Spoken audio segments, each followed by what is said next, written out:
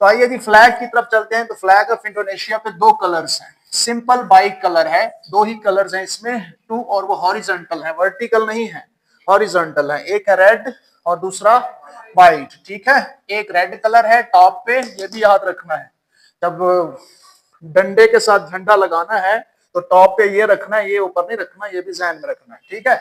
और व्हाइट जो है वो bottom with an overall ratio of 2/3, और इनकी जो रेशियो है वो 2/3 है, विड्थ में 2 है और इस तरफ 3 है, ऐसे ही है ना। अच्छा जी, ओके जी, नेक्स्ट चलें। तो ये मुख्तसर था। अच्छा जी, अब कैपिटल की बात आई थी, जो पीछे बातें आती रही हैं वो उसी से सारी चीजें सीक्वेंस में। जकार्ता ये शहर है, खूबसूरत शहर है, लेकिन इस वक्त जो है वो इन्वायरमेंटल बहुत पोल्यूटेड हो चुकी है, क्योंकि एक जजीरे में है और वो जजीरा ज़ाहिर है भर गया है। तो अब वो कहाँ जाएं, तो किसी और जजीरे पे जाना होगा, जहाँ पे आबादी को किसी और जगह शिफ्ट करना होगा। तो जकार्ता बहरहाल बहुत इंपॉर्टेंट है, ठीक है, इंडोनेशिया का शहर जकार्ता, इसकी इंपॉर्टेंस भी आगे आएगी थोड़ी सी। अच्छा, जकार्ता है क्या, थोड़ा सा पढ़ लेते हैं। हिस्टोरिक मिक्स ऑफ कल्चर्स, याद रखें ये मिक्स ऑफ कल्चर है, मिक्सचर है। जैपनीज है, माले हैं, चाइनीज हैं, अरब है, इंडियन है, यूरोपियन है, ठीक है। Has influenced it's architecture, language, ठीक है, एंड कुजीन, खाने वगैरह के मुख्तलिफ टेस्ट, ये सारी चीजें वहां पे मुख्तलिफ कल्चर्स। देखें, जब मुख्तलिफ कल्चर्स इकट्ठे रहते हैं तो उससे नई चीजें डेवलप होती हैं। इसके बाद the old town Kota Tua is Dutch colonial buildings, ठीक है। डच कॉलोनियल बिल्डिंग्स में से कुछ हैं जो कि हेरिटेज है, फ्लॉडॉक है, Jakarta's China town and the port of Sunda Kelapa. ये आपको जो भेजेंगे तो इन वर्ड्स को आप याद भी रखिएगा और थोड़ा सा सर्च आउट भी कर लीजिएगा, आपको फायदा होगा, ठीक है।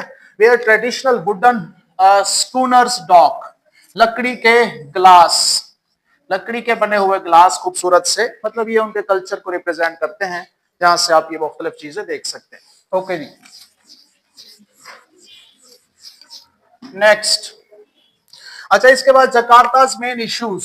जकार्ता में इश्यूज हैं, it faces a range of challenges across sector such as transportation. आबादी बहुत ज्यादा हो गई है, तो सिंगापुर की तरह इनको भी चाहिए था कि कंट्रोल करते, लेकिन इन्होंने नहीं की, ठीक है। इन्होंने गाड़ियों पे टैक्स नहीं लगाए, ट्रांसपोर्टेशन को आसान करते, पब्लिक ट्रांसपोर्ट को, और कार्स पे टैक्स बहुत लगाते तो आसान हो जाता। हाउसिंग का मसला है, क्योंकि इन्होंने भी लंबी बिल्डिंग कम बनाई है, आप आके बनाई है, पहले तो बहुत फैल चुकी थी हर चीज, जिस तरह अब यहाँ पे हो रहा है। वाटर सप्लाई के बहुत मसले हैं, ठीक है, सैनिटेशन के बड़े मसाइल हैं, क्योंकि आप समंदर में फेंकते हैं ना, समंदर फिर वापस आपके बीच पे फेंकता है, तो अगर आपके बीचेस खराब हैं तो फिर आपको एक्सपोर्ट इंपोर्ट के मसाइल रहते हैं, ठीक है। तो बाकायदा यूएनओ से हेल्प लेके इन्होंने अपने बीचेस साफ करवाए थे, ठीक है। अच्छा, इसके बाद सॉलिड वेस्ट मैनेजमेंट, तो जितना भी कूड़ा करकट वगैरह है इसके भी मसाइल हैं, कहाँ फेंके बेचारे। क्लाइमेट चेंज है, जाहिर है कि इर्द गिर्द समंदर है, और बहरहाल वो मॉडरेट तो रखता है, लेकिन फिर अगर आपकी पॉपुलेशन ज्यादा है और गाड़ियां ज्यादा हैं, धुआं बनेगा, तो उधर से समंदर से पानी भी बनेगा, तो वेपर स्मोक जल्दी बन जाएगी, तो ये इश्यूज भी बहुत ज्यादा है, ठीक है। अच्छा, इंपॉर्टेंट चीज इसमें, ओके, इसके अलावा इंक्रीजिंगली वल्नरेबल, ये बहुत कमजोर पड़ गए हैं कुछ चीजों के आगे, जिस तरह डिजास्टर सच एज फ्लडिंग। आपको पता है सुनामी जब आया था बहुत सारे कंट्रीज को हिट किया था, उन्हीं में से यहाँ पे भी आते रहते हैं। और ये जो इंडोनेशिया है ये रिंग ऑफ फायर पे है, जहाँ पे नीचे जलजले आते रहते हैं, इसमें जावा कुआलालंपुर भी शामिल है, जलजले आते रहते हैं, डेली बेसिस पे आते हैं छोटे बड़े, ठीक है, उस वजह से भी बहुत ज्यादा परेशानी है। And other extreme weather events भी हैं, चूंकि इक्वेटर पे है तो सीधा सूरज की किरणें सीधी पड़ती हैं। अच्छा, तो वो सूरज की किरणें सीधी पड़ती हैं तो उस वजह से मसाइल पैदा होते हैं, ठीक है, गर्मी वगैरह। अच्छा, ये आसियान जो है उसका जो हेडक्वार्टर है जकार्ता में है, ये इंपॉर्टेंट चीज है जो कि इससे रिलेटेड है। तो हमने जब इसको थोड़ा सा डिटेल में देखा तो चीजें थोड़ी सी मजे की लग गई और हमें सबक अच्छी तरह याद हो। जब जकार्ता के साथ मैंने कहा कि नया एक कैपिटल ढूंढ रहे हैं, तो उसका नाम है नुसरत नहीं, नुसांतरा, ठीक है, नुसांतरा है। अभी कहां पे है, ये है जकार्ता, किस पे, जावा आइलैंड पे। यहां से ये मूव करने लगे हैं बोर्नियो आइलैंड पे, और ये जो ईस्ट कालिमंतन है, ये यहाँ पे जो बीच पे सिटी है, ठीक है, नुसांतरा, उसको बनाने लगे हैं ये अपना न्यू कैपिटल, और उस पे कंस्ट्रक्शन जारी है, ठीक है। तो उससे बहुत फर्क पड़ेगा, जाहिर है कि एक तो यहाँ से जो स्ट्रेट है उसी तरह फायदा देगी, और दूसरा उधर से आने जाने में और इस तरह से। ओके, दूसरे ममालिक के लिए भी। ओके, अब इसमें आ जाएंगे पॉलिटिक्स। पॉलिटिक्स अभी मैं बता चुका हूं कि इंडोनेशियन जो पार्लियामेंट है वो लेजिस्लेटिव ब्रांच है और वो पीपल्स कंसल्टेटिव असेंबली कहलाई जाती है, जिसको मजलिस यानी कि मजलिस शूरा वगैरह कहते हैं। उनका अपना नाम है रखिया के नाम से, एमपीआर। ठीक है, it is made up to chamber. इसके चैम्बर तो दो ही हैं, एक हाउस ऑफ रिप्रेजेंटेटिव्स जिसको दीवान परवाकिलान रकाया भी कहते हैं, या डीपीआर के नाम से, जिसको सेनेट कहते हैं। ठीक है, हमारी जबान में सेनेट कहते हैं उसको। अच्छा, the lower house which is considered more, sorry, house of representative ये लोअर हाउस है। ठीक है, ये पार्लिमान है, ये लोअर हाउस है। ठीक है, which is considered more important है क्योंकि वो लोग इलेक्ट होके आते हैं ऊपर। इसके अलावा रीजनल रिप्रेजेंटेटिव काउंसिल है, दीवान प्रीवाकिलान दायरा। ठीक है, और इसको किससे नाम से याद रखते हैं, डीपीडी से। द अपर हाउस इसको कहते हैं, जिसको सेनेट कहते हैं। ठीक है, विच वाज क्रिएटेड इन 2004। ठीक है, तो डीपीडी और ये याद रखना है DPR. The DPD has limited authority, ये जो है इसकी अथॉरिटी सेनेट की कम है, लेकिन जो पार्लिमान है उसकी ज्यादा है। ठीक है, members of the DPR are elected through general election every 5 years. यहाँ पे भी 5 साल बाद इलेक्शन होते हैं, याद रखिएगा। तो ये मुख्तसर सी हिस्ट्री थी इसकी। अगली स्लाइड पे भी थोड़ा सा काम है इस पे कि कितने लोग हैं उनके पार्लियामेंट में। तो करंटली उनकी पार्लियामेंट में 580 मेंबर्स हैं, 2024 से पहले 575 थे। ठीक है, अच्छा, its members are called members of parliament, जिस तरह होता है, और वहां पे एंगोटा दीवान के नाम से याद रखा जाता है, जिस तरह यहाँ पे आप कहते हैं कि मेंबर ऑफ पार्लियामेंट है, वहां पे एंगोटा दीवान है। अच्छा, जनरल इलेक्शंस अभी हुए हैं, याद रखिएगा, 14 फरवरी को। ये करंट अफेयर में आ सकता है, 2024 को वहां पे इलेक्शन हुए थे। प्रेसिडेंट के भी इलेक्शन होते हैं, वाइस प्रेसिडेंट के भी, पीपल्स कंसल्टेटिव असेंबली एमपीआर के भी, which consists of the house of representative, जिसमें डीपीआर के भी आ जाते हैं और बीपीडी, दोनों हाउसेस के इलेक्शंस होते हैं। ठीक है, और उसके बाद फिर सिलेक्शन होती है फाइनली। लेकिन ये मैंने लिखा है कि जो लेजिस्लेटर हेड है पार्लियामान का वो कौन है, स्पीकर होता है।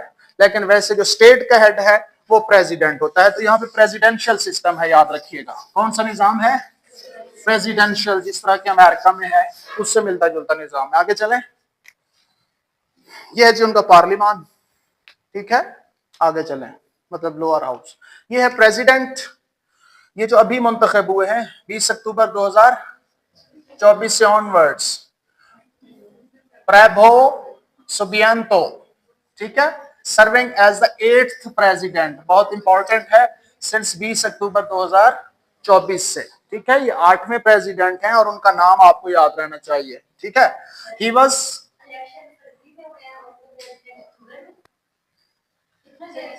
वो हमारे भी तो इसी तरह होते हैं, टाइम लग जाता है प्रोसीजर लेजिस्लेशन होने में, बनने में, दरमियान में क्लैशेस भी होते हैं। क्योंकि ये जो बंदा है ये आर्म फोर्सेस से रिलेटेड है, तो हो सकता है वहां पे भी डिक्टेटरशिप का कोई इश्यूज हो। ठीक है, अच्छा जी, he was previously the 26th minister of defence.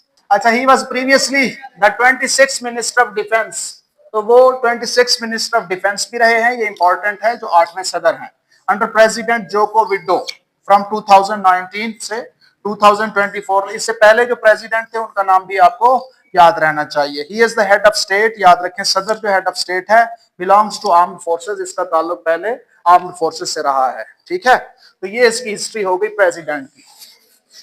अच्छा, इंडिपेंडेंस कब मिली और कहां कहां से मिली? तो इंडिपेंडेंस की बात करें तो इंडोनेशिया जो है पहले डच के पास रहा है। ठीक है, और अगस्त 17 1945 को डच से आजाद हुआ है और उन्होंने इसके ऊपर 350 साल हुक्मरानी की है। ठीक है, और इसीलिए 17 अगस्त को वो अपना इंडिपेंडेंस डे सेलिब्रेट करते हैं। कब? 17 अगस्त को।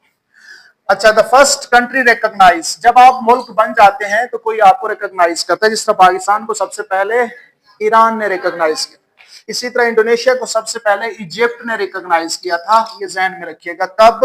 मार्च 22 1946 को। ठीक है, दिस इज इंपॉर्टेंट। अच्छा, इसके बाद यहाँ पे मैंने थोड़ा सा लिखा है विकिपीडिया से उठा के कि अगस्त 17 1945 को तो ये आजाद हुए, किससे? इंडोनेशिया इंडिपेंडेंस मिली डच से। ठीक है, इससे पहले नवंबर 2 1949 the Dutch acknowledge the Indonesian, acknowledge करना और चीज है कि ठीक है हम आपको आजाद कर रहे हैं। 1949 में आजाद करने की हामी भर ली। किया कब था? 17 अगस्त 1945, नवंबर 249 और दिसंबर 27 1949 को United states of Indonesia was granted complete sovereignty. तो बात जब से शुरू हुई थी हम उसी वक्त को खुशी मनाएंगे, ठीक है। हम करारदाद पाकिस्तान जब मंजूर हुई तो हम उसकी खुशी मनाते हैं। कब हुई थी? 23 मार्च 1940, ठीक है। उसमें बात हुई कि आपको स्टेट दी जाएगी, तो इनको भी बात की गई 17 अगस्त 1945 को कि आपको आजाद कर रहे हैं और हम आहिस्ता आहिस्ता जा रहे हैं। बाकायदा सॉवरेनिटी कब मिली थी? 27 दिसंबर 1949 को, ठीक है। ये भी मैं आपको भेज दूंगा। ओके, नेक्स्ट देखिए, इंडोनेशियन करेंसी की बात कर लेते हैं। तो बेचारी बहुत कम है, तो इंडोनेशियन रुपया है ये, ठीक है, और आईडीआर से जाहिर करते हैं। और ये जो इंडोनेशियन रुपया है पाकिस्तानी रुपए के मुकाबले में बहुत कमजोर है। 57 इंडोनेशियन रुपीस एक पाकिस्तानी रुपये के बराबर है। लिहाजा आप इंडोनेशिया घूमे, मेरा अपना मूड है इंडोनेशिया घूमने का।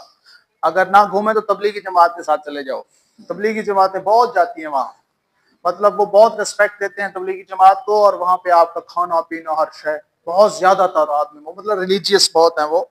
और आइलैंड्स इतने खूबसूरत हैं, कमाल, मतलब 17,500 आइलैंड्स, और आप ज्यादा बोट्स पे सवार होके घूम रहे हैं समुद्रों में, जमीन पे, समुद्रों में, बीचेस पे, बहुत प्यारा है।